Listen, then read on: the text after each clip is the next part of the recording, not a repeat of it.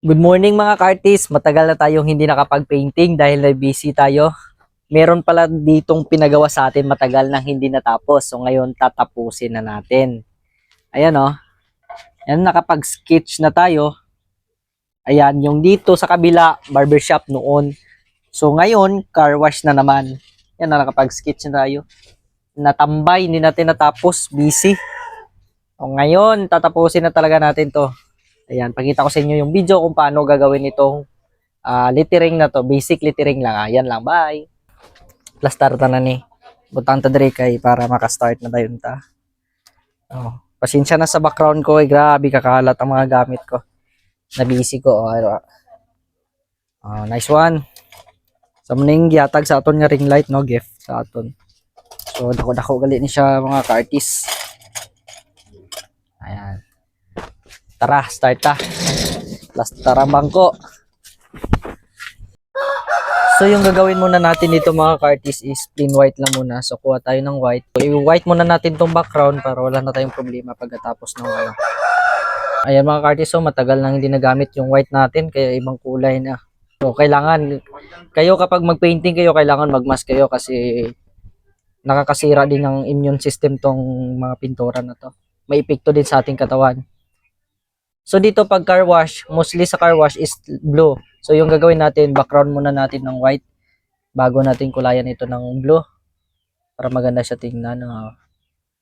So ganyan lang muna. Ipas forward lang natin tong video mga ka-artist para hindi masayang yung oras nyo. So kailangan kapag nag-plain white kayo hindi nyo matamaan yung sketch nyo kasi pag mawala yung sketch nyo, wala na, balik tayo sa start. Dahan-dahan lang talaga dapat para iwas na tayo sa pag-ulit-ulit. Para hindi tayo paulit-ulitin. Ganyan pala ako mag-sketch mga ka-artist kapag gusto ko makuha yung gusto kong design. So, ginakuris-kurisan ko na ang background. Ayan mga ka-artist, tapos na tayo sa white. Ayan mga ka-artist, mag-apply na tayo ng blue. Yung light blue lang, hindi yung dark blue natin. Pagdating dito mga ka-artist, doble ingat tayo para hindi tayo maglapas doon sa ating sketching. Kasi pag maglapas tayo, another na naman, white na naman tayo doon sa background natin. Dito mga ka-artist, inuna ko yung car at saka yung wash mamaya na lang. So dito pinas forward ko lang muna yung video para madaling matapos, hindi sayang sa oras at saka hindi din boring tingnan ng ating mga followers. Tapos na tayo sa blue. Next naman natin is yung dark niya, yung sa gilid niya, yung magiging shadow ng ating car wash design. Buksan na natin tong black. Ayan, yung shadow niya na naman yung gagawin natin.